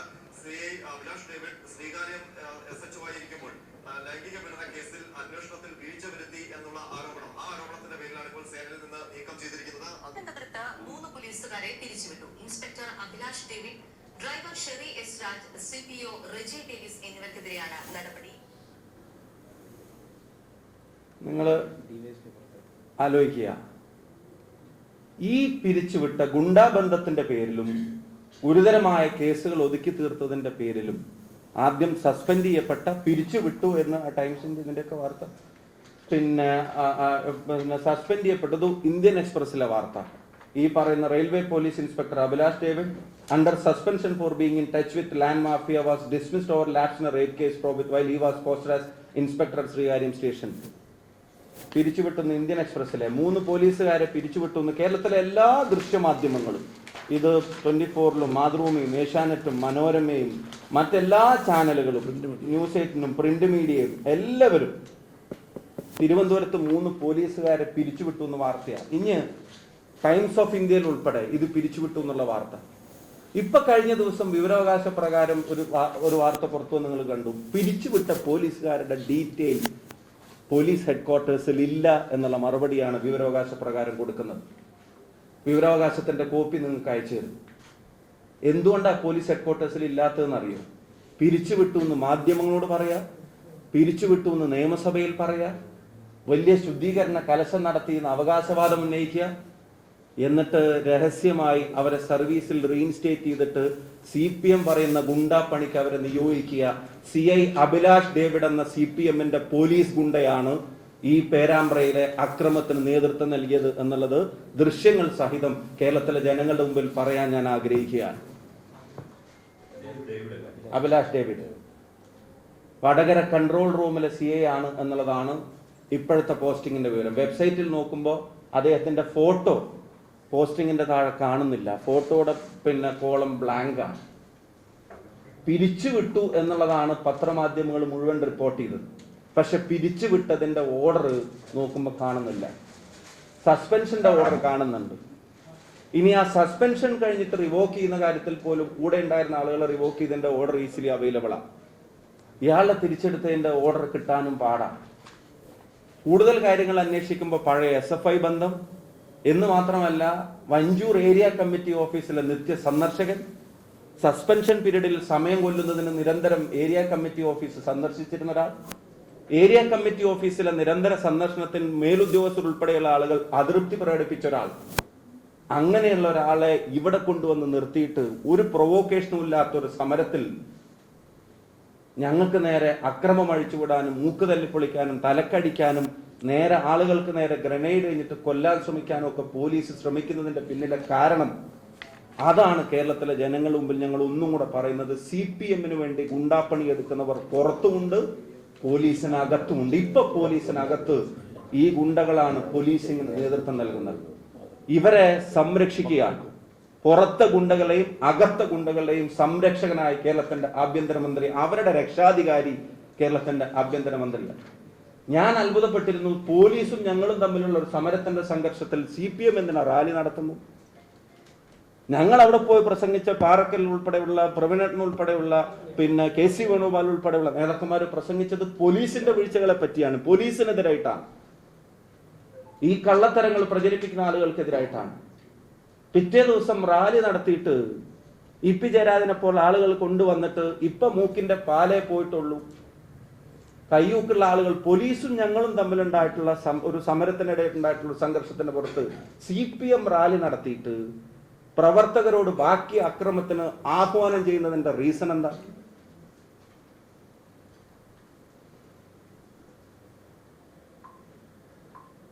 ഞാൻ ചില ഭരണവിലാസ യുവജന സംഘടനാ നേതാക്കന്മാരുടെ പത്രസമ്മേളനത്തിനും അവരുടെ അവകാശവാദങ്ങളെയൊന്നും ഗൗരവത്തിലെടുക്കുന്നില്ല. പക്ഷെ എനിക്ക് അവരുടെ പ്രവർത്തകരെ ഓർത്തിട്ട് സഹതാപമുണ്ട്. സമരകാലത്തെ പറ്റി പറയുന്നവരും സമരവീര്യത്തെ പറ്റി പ്രസംഗിച്ചവരൊക്കെ ആയിട്ടുള്ള ആളുകൾ ഇപ്പോ ഭരണത്തിന്റെ സുഖലോലുപതക്ക് അടിമകളായിട്ട് മാറിയിരിക്കുകയാണ്. സമരമൊക്കെ ഒന്ന് കേൾക്കുമ്പോൾ ഇപ്പൊ അലർജിയും പുച്ഛമാണ്. സമരരംഗത്ത് വീഴുന്ന ചോരയോട് അവർക്കിപ്പോ പരിഹാസമാണ്. ഭരണം ആരുടെയും ഫിക്സഡ് ഡെപ്പോസിറ്റ് ഒന്നും അല്ല എന്നുള്ളത് ഓർമ്മപ്പെടുത്താനും ആഗ്രഹിക്കുന്നു. നാളെ ഏത് ഭരണം വന്നാലും പോലീസ് ആളുകളുടെ മുഖത്തേക്ക് ഗ്രനേഡ് എറിയുന്നതും തലതല്ലി പൊളിക്കാൻ ശ്രമിക്കുന്നതിനും യോജിപ്പില്ലാത്ത യുവജന വിദ്യാർത്ഥി സംഘടനാ പ്രവർത്തനം നടന്നു വന്നിട്ടുള്ള ആളുകളാണ് ഞങ്ങൾ. നാളെ ആർക്കും, കാരണം ഇതിന്റെയൊക്കെ ആഫ്റ്റർ എഫക്ട്സ് പിന്നീടാണ് ചെറുപ്പക്കാരുൾപ്പെടെയുള്ള ആളുകൾക്ക് ഉണ്ടാവുന്നത്. ഒരു കാലത്ത് തലയിൽ അടിക്കാതിരിക്കാൻ പരിശീലനം ബെഹ്റയുടെ നേതൃത്വത്തിൽ നടക്കുന്നു എന്നൊക്കെ പറഞ്ഞിട്ട് വലിയ വാർത്ത കൊടുത്ത ആളുകളാണ്. ഇപ്പൊ തലയും മുഖവും മാത്രം നോക്കി അടിക്കുകയും മുഖത്തേക്ക് ഗ്രനേഡ് എറിഞ്ഞ് പൊട്ടിക്കാനും ശ്രമിക്കുന്ന പോലീസിങ്ങിനെ ഈ സമരകാലം പറയുന്നവർ പിന്തുണക്കുന്ന തരത്തിലുള്ള പ്രസ്താവന നടത്തുന്നത് അപഹാസ്യമാണ്. അവരുടെ കഴിഞ്ഞകാല സമരങ്ങളിൽ പങ്കെടുത്ത ആളുകളെ സംബന്ധിച്ച് ഓർക്കും എനിക്ക് സാധാരണ അവരുടെ നേതൃത്വത്തിന്റെ അത്തരം നിലവാരങ്ങളെ പറ്റി. പിന്നെ മൂക്ക് പൊട്ടിയാൽ സംസാരിക്കാൻ പറ്റുമോ എന്നൊക്കെ ഏതെങ്കിലും സൈബർ സഖാവ് ചോദിക്കുന്നത് എനിക്ക് മനസ്സിലാക്കാം. പക്ഷെ ഉത്തരവാദിത്തപ്പെട്ട ഒരു LDF കൺവീനറുടെ സ്ഥാനത്ത് നിന്നിട്ട് മൂക്ക് പൊട്ടിയാൽ സംസാരിക്കാൻ പറ്റുമോ എന്നൊക്കെ ചോദിക്കുന്ന ആളുകൾ ജയരാജേട്ടൻ തന്റെ പരിക്കിനെ പറ്റി പറഞ്ഞപ്പോൾ എന്തായിരിക്കും മനസ്സിൽ ആലോചിച്ചിട്ടുണ്ടാവുക എന്നുള്ളത് അറിയാൻ എനിക്ക് കൗതുകമുണ്ട്.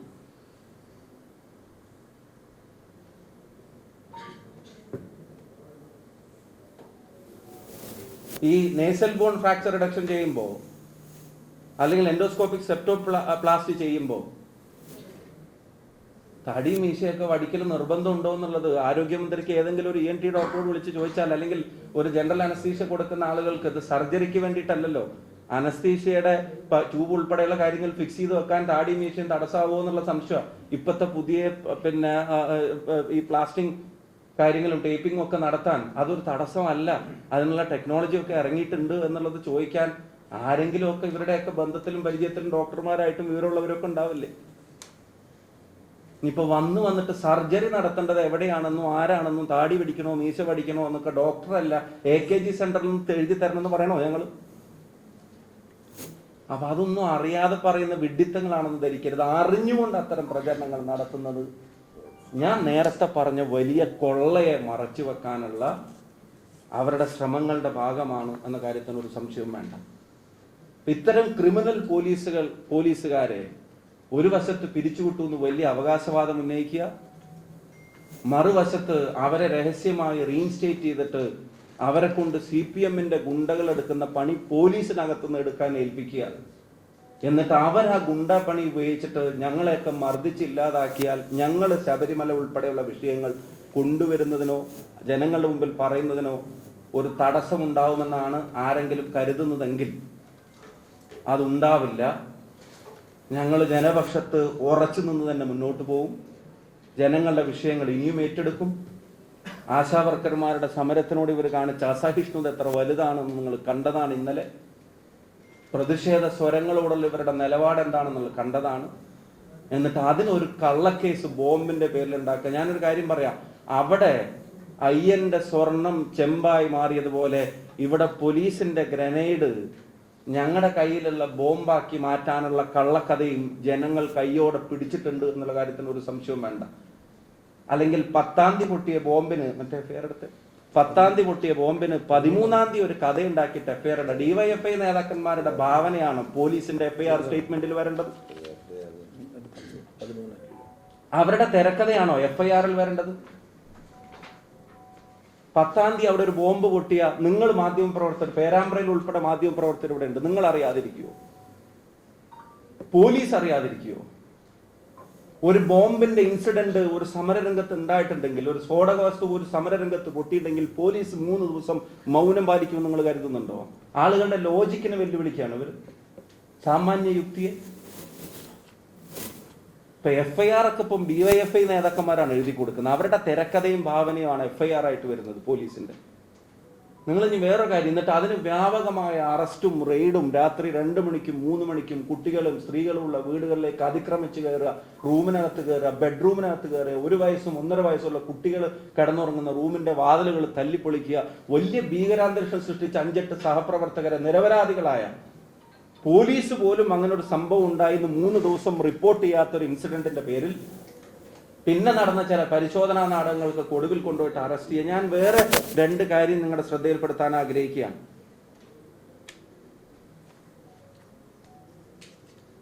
ജൂൺ മാസം 4-ാം തീയതി റിസൾട്ട് വന്ന ശേഷം ജൂൺ 8-ന്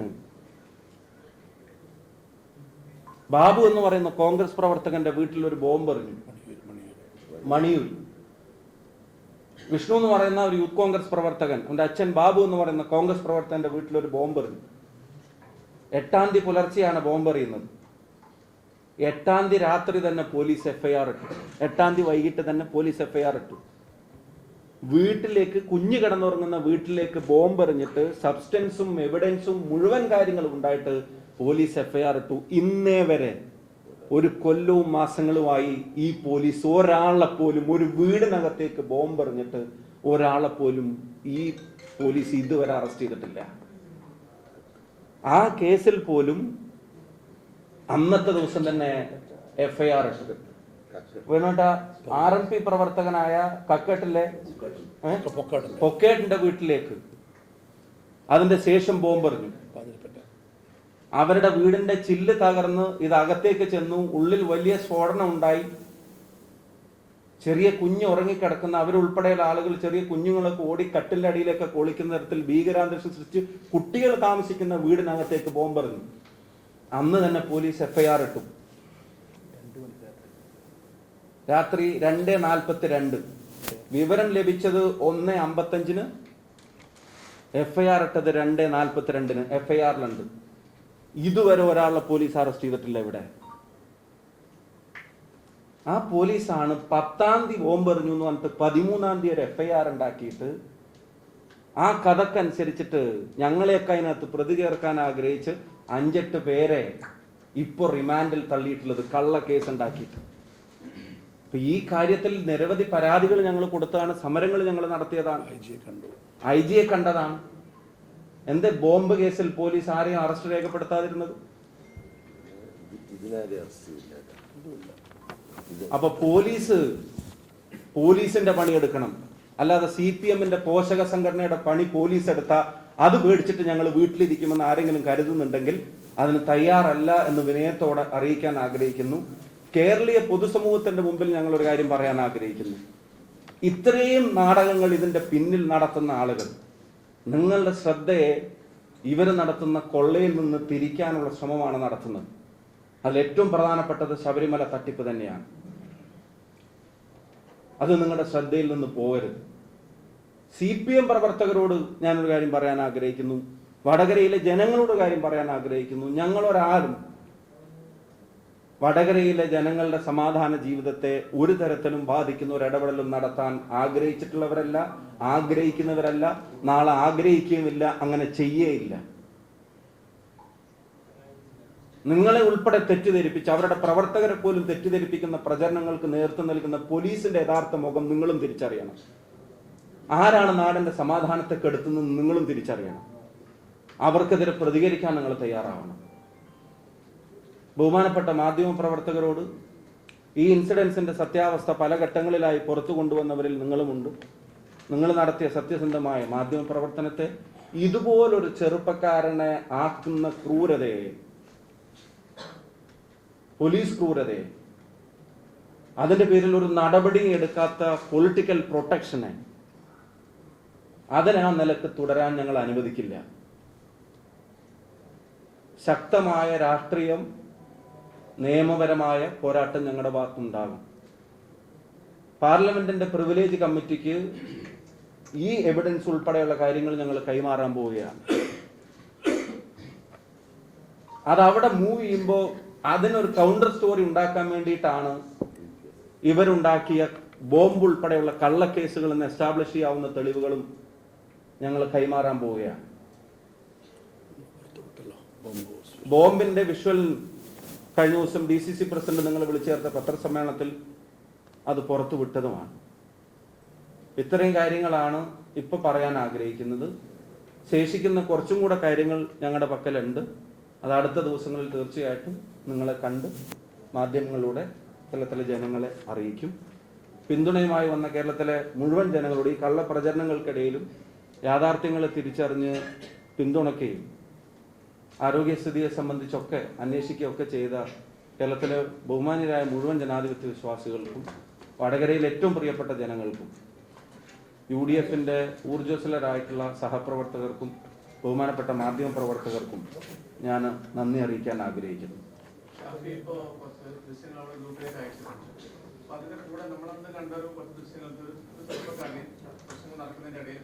ഭയങ്കരമായി ആക്രോശിക്കുന്നു.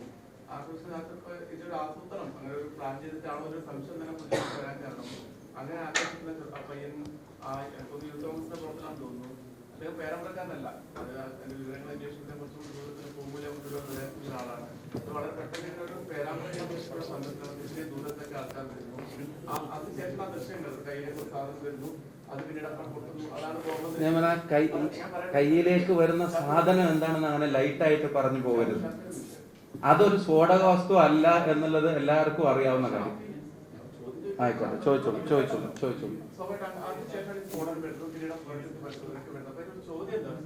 ഇത് വളരെ പെട്ടെന്നുള്ള സമരമാണെങ്കിൽ ദൂരത്തിൽ ആൾക്കാർ വന്നിട്ട് അവിടെ പോലീസിനോട് ആക്രോശം നടത്തുന്നത് സാധാരണ ജനങ്ങൾക്കുള്ള ചോദ്യമാണ്. ഒന്നാമത്തെ കാര്യം, ആ സമരം അവിടെ തലേ ദിവസം മുതൽ ഞാൻ പറഞ്ഞു, ഒരു കോളേജ് ഇലക്ഷൻ ജയിച്ചത് മുതലുണ്ടാവുന്ന സംഘർഷങ്ങളാണ്. അതിന്റെ തലേ ദിവസം പോലീസ് ക്രൂരമായിട്ട് UDF പ്രവർത്തകരെ തെരഞ്ഞു പിടിച്ച് മർദ്ദിച്ചിട്ടുണ്ട്.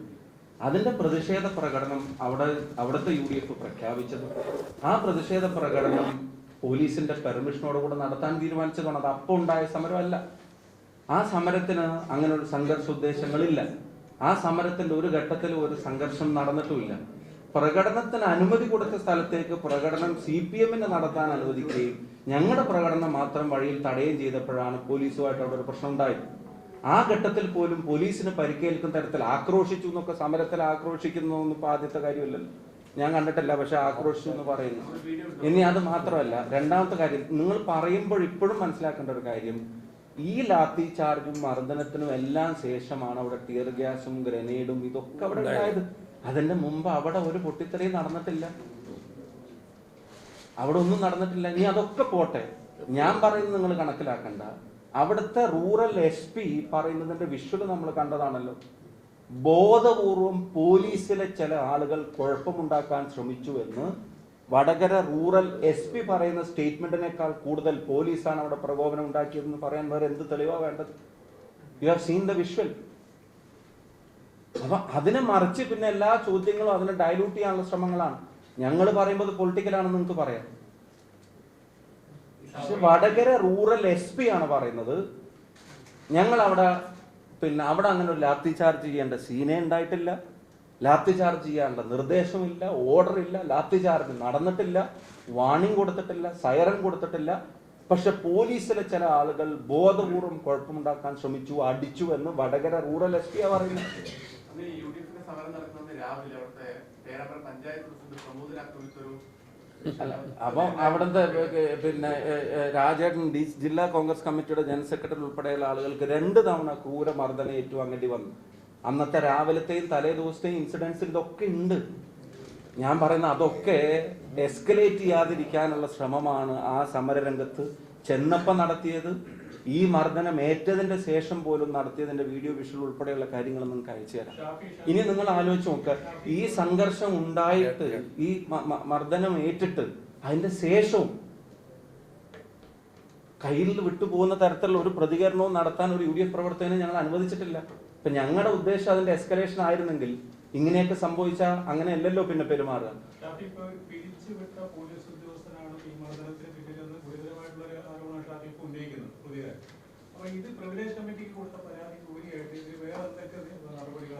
അല്ല, എന്നുവെച്ചാൽ പിരിച്ചു വിട്ടു എല്ലാ മാധ്യമങ്ങളും, ഒരു മാധ്യമമല്ല, എല്ലാ മാധ്യമങ്ങളും പേര് പറഞ്ഞ് പിരിച്ചു വിട്ടു എന്നുള്ള പറയുന്ന വാർത്തകളാണ് ഞങ്ങളുടെ കയ്യിലുള്ളത്. അതാണ് നിങ്ങളെ കാണിച്ചത്. സസ്പെൻഷന്റെ ഓർഡർ ഞങ്ങളുടെ കയ്യിലുണ്ട്. ആ ഡിസ്മിസലിന്റെ പിന്നെ കാര്യങ്ങള് പിന്നെ വാർത്തകൾ ഞങ്ങളുടെ കയ്യിലുണ്ട്.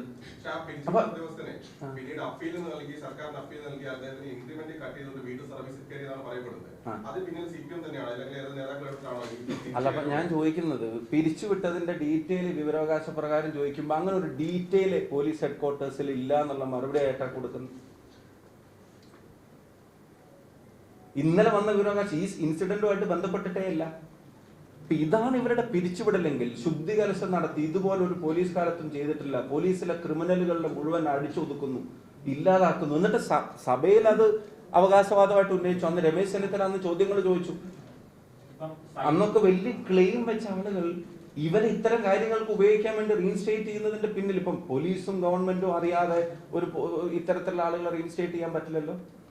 2023 ജനുവരി 16 വേറൊരു കേസിൽ സസ്പെൻഷൻ ആവുക, 19 3 ദിവസം കൊണ്ട് വേറൊരു കേസിൽ ഡിസ്മിസിലായി എന്നുള്ള വാർത്തകൾ വരിക, എന്നിട്ട് റീഇൻസ്റ്റേറ്റ് ചെയ്തിട്ട് ഇത്തരം ജോലികൾക്ക് ഇവരെ ഉപയോഗിക്കുക. ഇപ്പൊ പോലീസിലൊരു ഗുണ്ടാ സെല്ല് CPM നിലനിർത്തുകയാണ്. വ്യാപകമായ അക്രമങ്ങൾ പ്രതിഷേധിക്കുന്നവർക്കെതിരെ നടത്തുന്നു. ഞാൻ ചോദിക്കുന്നു, ഒരു ഭരണകക്ഷി MLA കൈ പോലീസ് തല്ലി ഓടിച്ചത് നിങ്ങൾക്ക് ഓർമ്മയില്ല? കയ്യോ കാലോ എറണാകുളത്ത് ഒരു CPI-കാരന്റെ.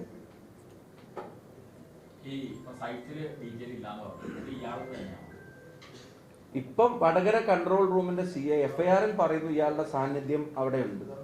ആ അഭിലാഷ് ഡേവിഡും ഈ അഭിലാഷ് ഡേവിഡും ഒന്നാണെങ്കിൽ ഇവരെ രേഖപ്രകാരം, കാരണം ഫോട്ടോ കാര്യങ്ങളൊന്നും സൈറ്റിലില്ലല്ലോ, അതെന്താ കൊടുക്കാത്തതെന്ന് ഞങ്ങൾക്ക് അറിഞ്ഞുകൂടാ. അവിടെ സാന്നിധ്യം ഉണ്ടായിരുന്ന ആളുകളെ സംബന്ധിച്ച് പറയുന്നുണ്ട്. പിന്നെ ഇവരുടെ പ്രഥമ വിവരത്തിൽ പറയുന്നുണ്ട്, പിന്നെ IPSHO, അതുപോലെ Balussery IPSHO, Kuttiady IPSHO, Peruvannamuzhi IPSHO, Vadakara control room inspector Abhilash David. പോലീസിന്റെ പ്രഥമ വിവരത്തിൽ പറയുന്നുണ്ട്. സൈറ്റ് നോക്കുമ്പോൾ ഈ പേര് അവിടെ കാണുന്നുണ്ട്, ഫോട്ടോ കാണുന്നില്ല.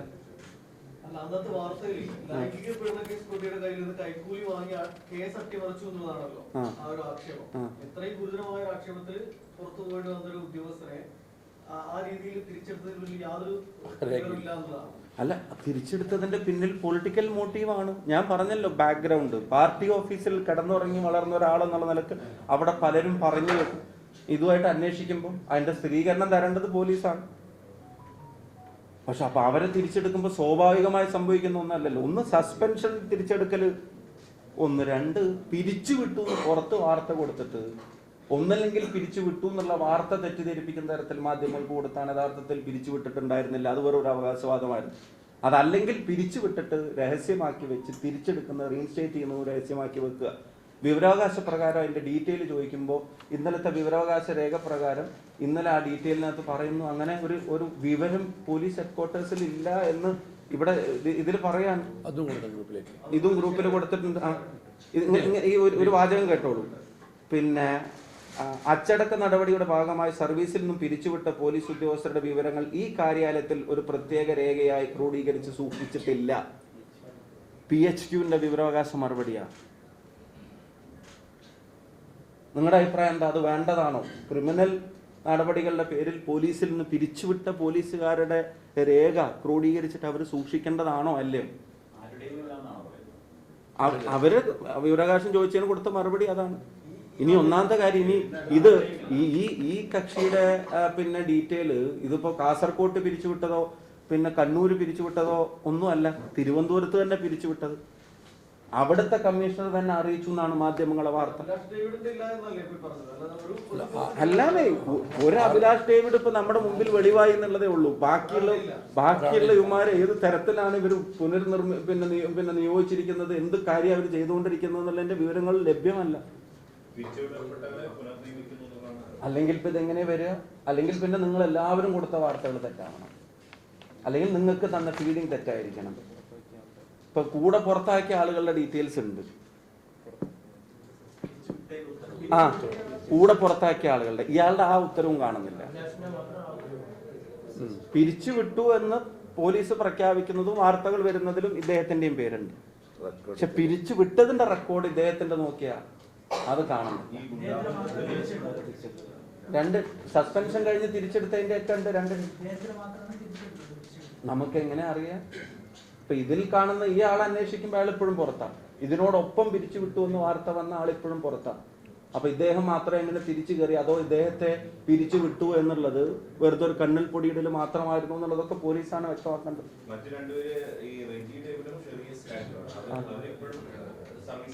അവര് സർവീസിലുള്ളതായിട്ട് നമ്മൾ അറിയുന്നില്ല. ഇദ്ദേഹത്തെ പറ്റി അന്വേഷിക്കുമ്പോഴും ആളുകൾ തിരുവനന്തപുരത്തെ പോലീസിൽ ചില ആളുകൾ ആദ്യം പറഞ്ഞത് ഇല്ല, അയാൾ ഇപ്പൊ സർവീസിലില്ല എന്നാണ്. ഞാൻ പറഞ്ഞ അയാൾ സർവീസിലില്ലെങ്കിൽ ഇപ്പൊ അന്വേഷിച്ച ആള് ഞാനിപ്പോ കേശുപരമായി അപ്പൊ അന്വേഷിച്ച ആള് പിന്നെ പറഞ്ഞ അയാൾ സർവീസിലില്ലെങ്കിൽ അയാൾ എങ്ങനെ കൺട്രോൾ റൂമിന്റെ CA ആയിട്ട് അവിടെ ഇരിക്കുന്നത്? പിരിച്ചുവിട്ടു എന്ന് പോലീസ് മാധ്യമങ്ങളെ അറിയിച്ച് അല്ല, ഞാൻ I make the statement clear. പിരിച്ചുവിട്ടു എന്ന് പോലീസ് അവകാശപ്പെട്ട് മാധ്യമങ്ങൾ, കേരളത്തിലെ മാധ്യമങ്ങൾ മുഴുവൻ, ദേശീയ മാധ്യമങ്ങൾ മുഴുവൻ വാർത്ത കൊടുത്ത 3 ഉദ്യോഗസ്ഥരിൽ ഒരാളാണ് ഈ അഭിലാഷ് ഡേവിഡ് എന്നുള്ള കാര്യത്തിനോട് സംശയമാണ്. ആ അഭിലാഷ് ഡേവിഡിനെ പിരിച്ചുവിട്ടു എന്ന സർക്കാരിന്റെയും മാധ്യമങ്ങളോട് കൊടുത്തതും അസംബ്ലിയിൽ പറഞ്ഞതൊക്കെ ആയിട്ടുള്ള അവകാശവാദങ്ങളിൽ പെട്ട ആളുകളിൽ ഇദ്ദേഹത്തെ പിരിച്ചുവിട്ടിട്ടില്ലെങ്കിൽ അതിന്റെ കാരണം എന്താണ്, ഉണ്ടെങ്കിൽ അയാളെ റീഇൻസ്റ്റേറ്റ് ചെയ്യുന്നതിന്റെ കാരണം എന്താണ് തുടങ്ങിയ കാര്യങ്ങൾക്ക് വ്യക്തത വരുത്തേണ്ടത് പോലീസാണ്, സർക്കാരാണ്. പക്ഷെ സർക്കാരിന്റെ അവകാശവാദ പ്രകാരം പിരിച്ചുവിട്ട പോലീസുകാരുടെ പട്ടികയിൽ ഉണ്ടെന്ന് നിങ്ങൾ എല്ലാ മാധ്യമ പ്രവർത്തകരും റിപ്പോർട്ട് ചെയ്ത ഒരാൾ ഇവിടെ വടകര കൺട്രോൾ റൂമിലെ പിന്നെ CA ആയിട്ട് ഇരിക്കുന്ന വിവരം തിരുവനന്തപുരത്തെ ചില പോലീസുകാർക്ക് പോലും ആശ്ചര്യമായി. അവര് പറഞ്ഞതില്ല, ഈ അഭിലാഷ് ഡേവിഡ് തന്നെയാണ് എന്നെ ആക്രമിച്ചത്. അസംബ്ലിയിൽ പറഞ്ഞ പേരുകളെ എനിക്ക് അറിഞ്ഞു, പക്ഷെ പൊതുവായിട്ടുള്ള കാര്യങ്ങളാണല്ലോ. അന്ന് പിന്നെ മുഖ്യമന്ത്രി അന്ന് രമേശ് ചെന്നിത്തല ആകെ 144 പോലീസുകാരെയാണ് വിവിധ നടപടികളുടെ ഭാഗമായി സേനയിൽ നിന്ന് പിരിച്ചുവിട്ടത്. സർ, നിങ്ങളുടെ കാര്യം വിട്ടുകള, രാജ്യത്ത് മറ്റെവിടെയെങ്കിലും ഇത്രയും കർക്കശമായ നടപടികൾ സ്വീകരിച്ച ഒരു സംസ്ഥാന ഗവൺമെന്റ് കാണാൻ കഴിയോ? 114 പോലീസ് ഉദ്യോഗസ്ഥരെ പിരിച്ചുവിട്ടെന്ന മുഖ്യമന്ത്രിയുടെ ഈ കണക്ക് പക്ഷേ പോലീസ് സംസ്ഥാനത്ത് ലഭ്യമല്ല. എത്ര പോലീസ് ഉദ്യോഗസ്ഥരെ പിരിച്ചുവിട്ടിട്ടുണ്ട്, 2016 ശേഷം എത്ര പേരെ പിരിച്ചുവിട്ടു, അതിനുള്ള കാരണങ്ങൾ ഉൾപ്പെടെ ചോദിച്ചുകൊണ്ടായിരുന്നു വിവരാവകാശ നിയമപ്രകാരം പോലീസ് സംസ്ഥാനത്ത് അപേക്ഷ നൽകുന്നത്.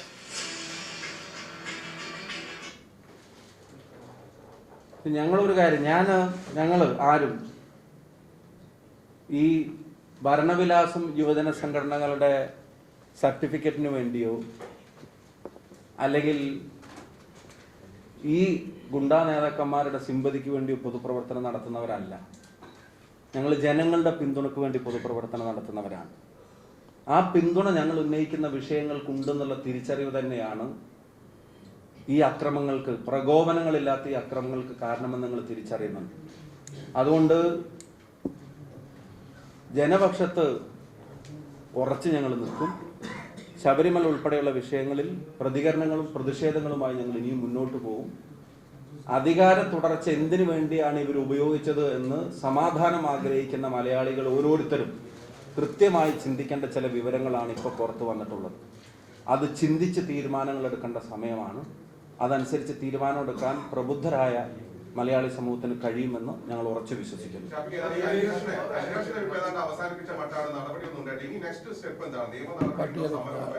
ഞാൻ പറഞ്ഞല്ലോ, അത് പാർട്ടി നേതൃത്വം, UDF നേതൃത്വം പറഞ്ഞിട്ടുണ്ട്. അവരതിൻ്റെ കാര്യങ്ങൾ നെക്സ്റ്റ് സ്റ്റെപ്പ് അവരറിയിക്കും. അവർ IG യെ കണ്ടപ്പോൾ അവരൊരു ടൈം ലൈൻ പറഞ്ഞിട്ടുണ്ട്.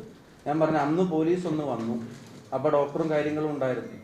എന്നിട്ട് ഉച്ചയ്ക്ക് 2 മണിക്ക് വരാമെന്ന് പറഞ്ഞു പോയതാ. പിന്നെ ഇതുവരെ ഒരു സ്റ്റേറ്റ്മെന്റ് എടുക്കാൻ പോലും ഒരാൾ വന്നിട്ടില്ല. അതിന്റെ നടപടിക്രമത്തിന്റെ ടൈം ലൈൻ എങ്ങനെയാണെന്ന് എനിക്ക് കൃത്യമായിട്ടുള്ള ധാരണകളില്ല. പക്ഷെ ഞാൻ എടുത്തിട്ടില്ല, ഇതുവരെ എടുത്തിട്ടില്ല. അത് പരാതിയിൽ കൊടുക്കും. മാത്രമല്ല, ഈ അടിച്ചതിന്റെ ഡീറ്റെയിൽസ് ഉണ്ടല്ലോ, ഈ വിവരങ്ങളും അടുത്ത ദിവസം തന്നെ, ഇന്നോ നാളെയായിട്ടോ, അതും പരാതിയുടെ ഭാഗമായിട്ട് വെക്കും. ആ സമയത്ത് ഈ സംഭവം നടന്നതിന് ശേഷം ചെറിയ സംശയങ്ങൾ നമുക്കൊന്ന് ചോദിക്കാൻ വേണ്ടി കിട്ടുന്നത്. അന്നിങ്ങനെ മർദ്ദനേറ്റ് പരിക്കേറ്റു. ഈ പേരാമ്പ്രയുടെ തൊട്ടടുത്ത് തന്നെ, കോഴിക്കോട് എത്തുന്ന തൊട്ടടുത്ത് തന്നെ പല ആശുപത്രികളും ഉണ്ടല്ലോ. അവിടെ പോവാതെ നേരെ കോഴിക്കോട് കിട്ടിയതിന്റെ ഒരു ചേട്ടാ, എന്റെ മനസ്സിൽ CT സ്കാൻ ഒന്നുമില്ല. എനിക്ക് മൂക്കിന് പരിക്കേറ്റ് ചോര വന്നു എന്നുള്ളത് ഞാൻ തിരിച്ചറിയുന്നത്. ഞാൻ അപ്പം ആലോചിച്ചത് ഇവിടെ ഇതിന്റെ പേരിലൊരു സംഘർഷം പോലും ഉണ്ടാവാതെ ഇതങ്ങ് പിരിച്ചുവിടുക എന്നുള്ളതാണ്. പിന്നെ അത് കഴിഞ്ഞാൽ ഒരു നല്ല ആശുപത്രിയിലേക്ക് പെട്ടെന്ന് അവിടുന്ന് പോരുക എന്നുള്ള പ്ലാനാണ്. ഇന്നലെ എന്തിനാ സിറ്റി പോലീസ് കമ്മീഷണറെ നേരെ അവിടുന്ന് സ്വകാര്യ ആശുപത്രിയിലേക്ക് കൊണ്ടുവന്നത്? പോലീസല്ലേ, സർക്കാരിന്റെ ശമ്പളം പറ്റുന്ന ആളല്ലേ. ഇനിയിപ്പോ ആശുപത്രിയിൽ എവിടെ, ഒരു സെക്കൻഡ്, ഒരു പരിക്കേറ്റാൽ ആശുപത്രിയിൽ എവിടെ പോകേണ്ടത് എന്നുള്ളത് ഇപ്പൊ CPM-ന്റെ ഡയറക്ഷന് കാത്തിക്കാൻ പറ്റും? AKG സെന്ററിന് ഞാൻ ചോദിക്കുന്നത്, ഒരാളുടെ നിങ്ങൾ ആലോചിച്ചു എത്ര ഒരു എങ്ങനെ എനിക്ക് എന്നെ പറയേണ്ട വാക്ക് എന്താണെന്ന് എനിക്ക് അറിയില്ല. എത്ര ബാലിശമായിട്ടുള്ള വാദങ്ങളാണ്. ഏത് ഹോസ്പിറ്റലിൽ കാണിക്കണം എന്ന് അവരുടെ സോഷ്യൽ മീഡിയയിലെ സൈബർ സഖാക്കൾ ഡയറക്ഷൻ, ഏത് പ്രോസസ്സിൽ എങ്ങനെ ചെയ്യണം. പിന്നെ അനസ്തീഷ്യസ്റ്റ് അല്ല തീരുമാനിക്കുന്നത്, മീശ പഠിക്കണം, താടി പഠിക്കണം, അതും പിന്നെ പോരാളി ഷാജിയാണ് തീരുമാനിക്കേണ്ടത്. എന്നിട്ട് എനിക്ക് അവരുടെ സൈബർ സഖാക്കളുടെ അത്തരം ഇടപെടൽ ഞാൻ അതിനകത്ത് പറഞ്ഞു. പക്ഷെ LDF-ന്റെ കൺവീനർ എന്നിട്ട് ചോദിക്കുകയാണ്, മൂക്ക് പൊട്ടിയ വർത്താനം പറയാൻ പറ്റുമെന്ന് LDF-ന്റെ കൺവീനർ ചോദിക്കുമ്പോൾ ഞാൻ അതിന് വേറെ തരത്തിൽ മറുപടി പറയുന്നില്ല. എനിക്ക് ഒറ്റ ചോദ്യം, അദ്ദേഹം ജയരാജേട്ടന്റെ പണ്ടത്തെ ക്ലെയിമിനെ പറ്റി എന്തായിരിക്കും മനസ്സിൽ ചിന്തിച്ചിട്ടുണ്ടാവുക എന്ന് മാത്രമേ എനിക്ക് അതിനെപ്പറ്റി പിന്നെ ചോദിക്കാനുള്ളൂ. എന്നിട്ട് അവിടെ ആശുപത്രി കാണിച്ചൂടെ, ഇവിടെ ആശുപത്രി കാണിച്ചൂടെ, താടി പഠിച്ചൂടെ, മീശ പഠിച്ചൂടെ? എനിക്ക് ഒരു ഇൻസിഡന്റിന് ശേഷം ഞാൻ ഒരു കാര്യം പറയട്ടെ, ഇത് അവർ വിഡ്ഢിത്തം പറയുന്നതാണെന്നല്ല കേട്ടോ ഞാൻ ധരിക്കുന്നത്. അവര് ബോധപൂർവം പറയാം. അത് ആളുകൾക്കിടയിൽ കൺഫ്യൂഷൻ സൃഷ്ടിക്കാൻ മാത്രമല്ല, കുറെ വാർത്തയും സ്പേസും ഇതൊക്കെ മാറി ചർച്ച. ഇപ്പൊ താങ്കൾ തന്നെ എത്ര നേരമായിട്ട് നിങ്ങൾ പ്രയാസപ്പെട്ട് ചോദിച്ചുകൊണ്ടിരിക്കുന്നു, അവർക്ക് വേണ്ടി ചോദിക്കുന്നതല്ല. അല്ല, ഞാൻ പറയുമ്പോ താങ്കൾക്ക് അറിയാലോ, ഇപ്പൊ ഒരു ആശുപത്രി, ഇപ്പം അവിടുന്ന് ഒരു പരിക്ക് പറ്റി, ഇപ്പൊ ഒരു നല്ല ആശുപത്രിയിലേക്ക് ഇത് കാണിക്കണം എന്ന് ആഗ്രഹിച്ച് അവിടുന്ന് പെട്ടെന്ന് ഇങ്ങോട്ട് പോര്, അങ്ങനെ പോരും ഇവിടെ വന്നിട്ട് കാണിക്കുക. ഹരിപ്രസാദ് DSP പോയി അവിടെ തന്നെയല്ലേ അതേ ആശുപത്രിയിലേക്ക്? അയാൾക്ക് അവിടുന്ന് വരുന്ന വഴിക്ക് ഏതെങ്കിലും ആശുപത്രി കാണിച്ചുകൂടെ? അതാണ് ഞാൻ പറഞ്ഞത്. ഇപ്പൊ ഇന്നലത്തെ അല്ല, പിണറായി വിജയൻ പോയത് അമേരിക്കയിലല്ലേ? അല്ല അത് ഞാൻ പറയാൻ ആഗ്രഹിക്കുന്നില്ല. ഞാൻ അതൊക്കെ പേഴ്സണൽ ചോയ്സ് ആണ് അദ്ദേഹത്തിന്. പിന്നെ ഒരു കാര്യം കൂടെ പറഞ്ഞു, പിന്നെ അവൻ സർക്കാർ ആശുപത്രിയിൽ പോയാൽ മതിയായിരുന്നില്ല, എന്നാൽ പിന്നെ ചെലവ് സർക്കാർ, ഇപ്പം ഇവൻ MP ആയതുകൊണ്ട് അതിന്റെ ചെലവ് നമ്മൾ താങ്ങണ്ടേ, വേറൊരു പ്രചരണം. പിന്നെ അടുത്ത പ്രചരണം നടക്കുക, അവന് സർക്കാർ ആശുപത്രി ചികിത്സിച്ചാൽ പോരാ. ഞാൻ കുറച്ച് 1-2 വർഷമായിട്ട് ഞാൻ ഒരു ഇൻഷുറൻസ് എടുത്തിട്ടുണ്ട്. അതുകൊണ്ട് എൻ്റെ ചികിത്സാ ചെലവ് അതിലേക്ക് ഞാൻ മാറ്റി. ഇനിയിപ്പം നാളെ എനിക്കിത് സർക്കാരിന് ചികിത്സാ ചെലവ് വാങ്ങേണ്ടി വരുമോ എന്നുള്ളത് എനിക്ക് അറിഞ്ഞൂടെ. എന്തായാലും ഈ കാര്യത്തിന് ഞാൻ വാങ്ങിയിട്ടില്ല. ഞാൻ ഇൻഷുറൻസിന്റെ കാര്യത്തിലേക്ക് അത് മാറ്റി.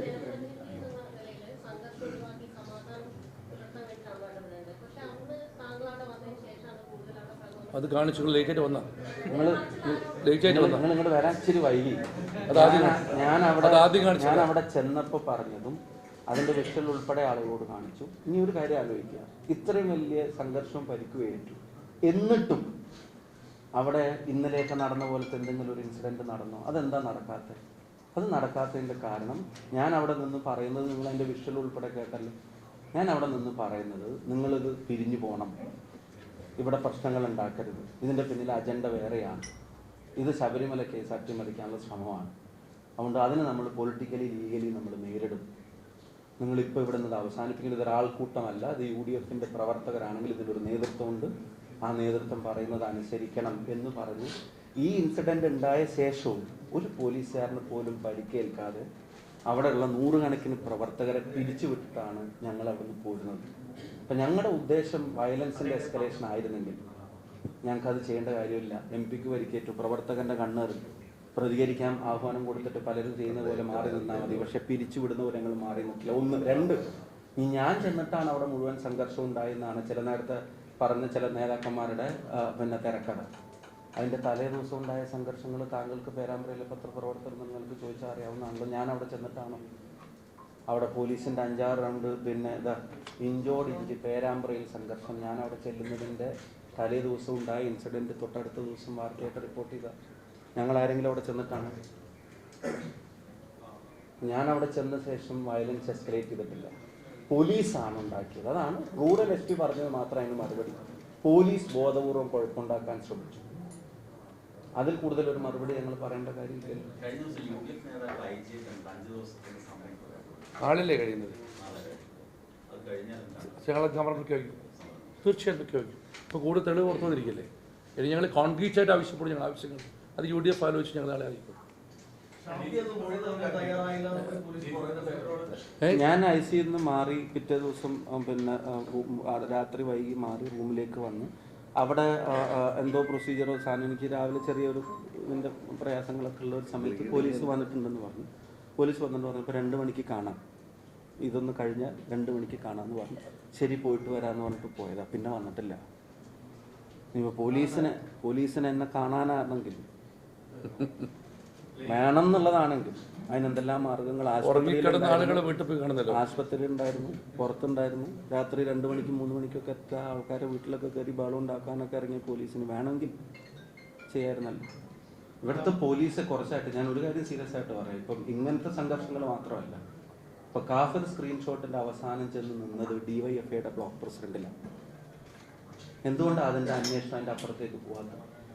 ഞങ്ങൾ കോടതിയിൽ കേസ് കൊടുക്കേണ്ടി വന്നിട്ടാണ് അത്രയെങ്കിലും വിവരങ്ങൾ പുറത്തു വന്നത്. എന്തിവിടുത്തെ പോലീസ് കാണിച്ചുകൊണ്ടിരിക്കുന്നത് ജനങ്ങളും ആലോചിക്കേണ്ട ഒരു കാര്യം.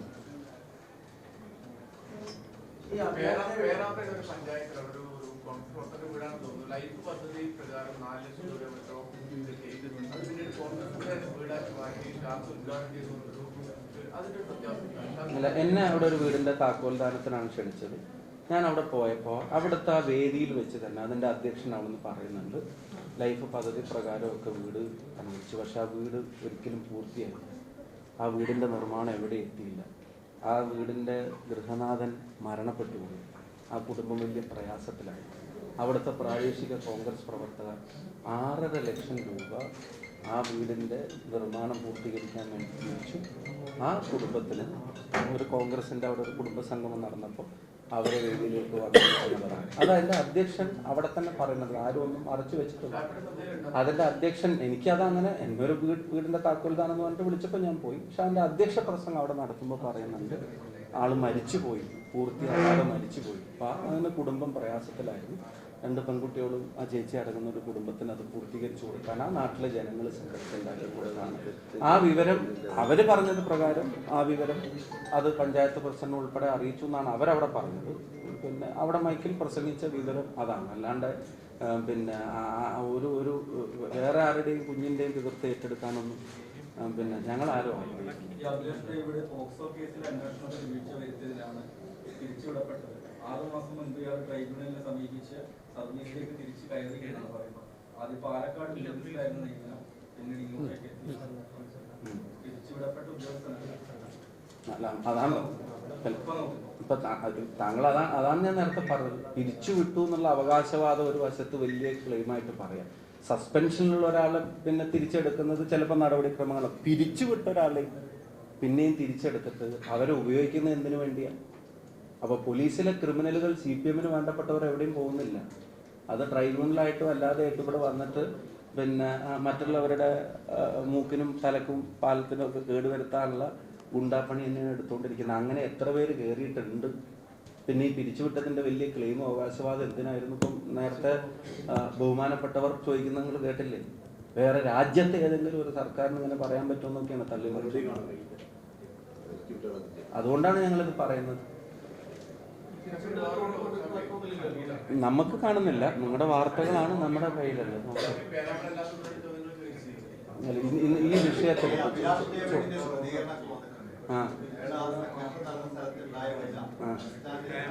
അത് റെക്കോർഡില്ല. അല്ല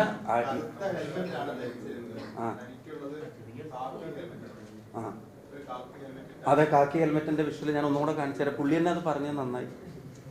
ഒരു സെക്കൻഡ് ഇപ്പൊ കാണിച്ചു. അത് മാത്രമല്ല, പോലീസ് എഫ്ഐആറിൽ പറയുന്നുണ്ടല്ലോ ആ ഡ്യൂട്ടിയിൽ ഉണ്ടായിരുന്ന പോലീസ് അഭിലാഷ് ഉണ്ടല്ലോ. അദ്ദേഹം കാക്കി ഹെൽമെറ്റിനെ പറ്റി പറഞ്ഞതിന് അല്ലല്ല, അതും കാണിച്ചു തരാം. അത് പുള്ളി കണ്ടിട്ടില്ലല്ലോ. അതെ നോക്കിയേ, ഇതാ കാക്കി ഹെൽമെറ്റ്. പുള്ളി പറഞ്ഞത് സത്യമാണ്. അത് സ്ഥിരീകരിച്ചതിന് പുള്ളിക്ക് ഒരു നന്ദിയും കൂടെ അറിയിക്കുന്നു.